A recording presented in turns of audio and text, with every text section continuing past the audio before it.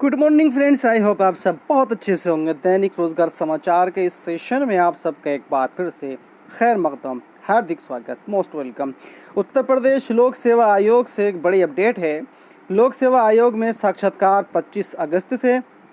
उत्तर प्रदेश लोक सेवा आयोग में 25 से 31 अगस्त तक कई पदों पर भर्ती के लिए साक्षात्कार आयोजित किया गया है।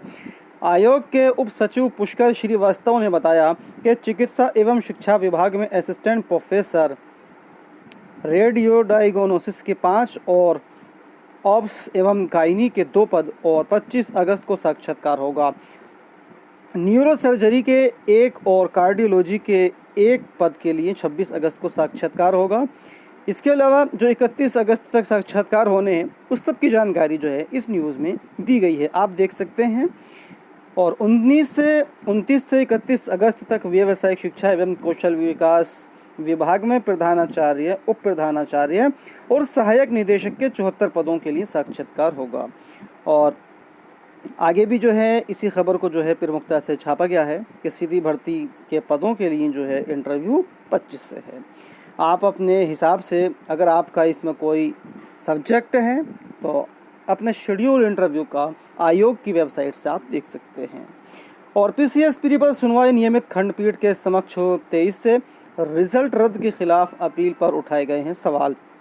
हाई कोर्ट ने कहा आयोग को नियम व कानून का पालन करना चाहिए। पूर्व सैनिकों का 5% आरक्षण न देने पर किया था आरक्षण रद्द। तो सैनिकों को 5% आरक्षण नहीं देते हुए जो है वो परिणाम जारी कर दिया था यूपीपीएससी ने। तो इसी को देखते हुए हाई कोर्ट ने ये जो परिणाम था इसको रद्द कर दिया था।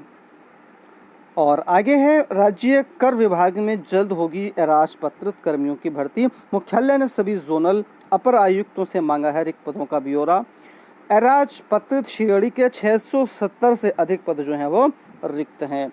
तो एक बड़ी भर्ती राज्य कर विभाग में आने वाली है, तो आप लोग अपनी तैयारी में डट जाइए, क्योंकि एक और बड़ी भर्ती जो कि 670 कह लीजिएगा कि 700 पदों के आसपास जो है वो आ सकती है। और दिल्ली सरकार में खाली पड़े हैं 4000 पद जो हैं वो भरे जाएंगे। श्रेणियों में खाली पद हैं, खाली पड़े 17000 पदों में ए श्रेणी के 1518, बी श्रेणी के जो हैं 8902 और सी श्रेणी के 6836 पद जो हैं वो रिक्त हैं, जिनको यथाशीघ्र भरना जो है वो शुरू कर दिया जाएगा। और एक बड़ी अपडेट है, मुख्यमंत्री की अनुमति पर ही अब हो सकेंगे तबादले। चूँकि अभी जो है पिछले दिनों जो तबादले हुए थे उत्तर प्रदेश के अंदर, तो उसमें जो है बहुत ज़्यादा अनियमितता देखने को मिली थी। तो इसी को संज्ञान में लेते हुए मुख्यमंत्री की अनुमति पर ही तबादले हो सकेंगे, अदरवाइज ट्रांसफ़र नहीं होंगे, चाहे वो समूह क्या हो, ख हो या ग हो। और एक और बड़ी अपडेट है आगे, लेखपाल सेवा नियमावली जो है वो मंजूर कर ली गई है और इसमें पड़े खाली पद जो है वो शीघ्र भर लिए जाएंगे। लेखपाल के अतिरिक्त 4500 पद मूल में मिले पदों की संख्या 26,337 से बढ़कर हुई है 30,837। तो एक और बड़ी भर्ती जो है वो लेखपाल की उत्तर प्रदेश के अंदर आने वाली है।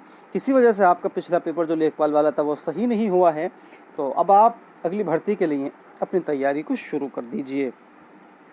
और परिषदीय शिक्षकों को तबादले के लिए अभी करना होगा इंतज़ार।